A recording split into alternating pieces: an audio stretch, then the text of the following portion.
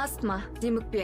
Бүкіл әлемде кең тараған респираторлық ауру. Қазіргі кезде демікпемен ауыратындардың 44% қарттар болса, қалғаны балалар мен жастар. Бұл ауру адамға аса қауіп төндіре қоймағанмен өмір сүру жағдайын біршама қиындатады. Бронх демікпесі бірнеше факторлармен байланысты болады.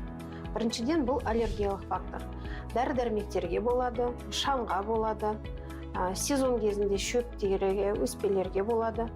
Және де жануарлардың жүндеріне болады, мысық, үйде ұстайтын үй жануарларына болуы мүмкін. Екінші фактор өнеркәсіптің дамуымен, қоршаған ауаның, ортаның ластауымен байланысты болуы мүмкін. Дүниежүзілік денсаулық сақтау ұйымының ресми дерегінше бұл дертпен ауыратындардың саны әлемде 339 миллионға жеткен. Ал біздің елімізде науқастардың саны 109 мыңнан асып жығылады. Ауруын асқындырып жібергендердің жағдайы қиындауы мүмкін. Емделмеген жағдайда қабыну, ісіну және де созылмалы қабынуға әкеліп соқтырады. Ауру белгілері тұншығу, ұстамалары, кенеттен ауа жетпеу.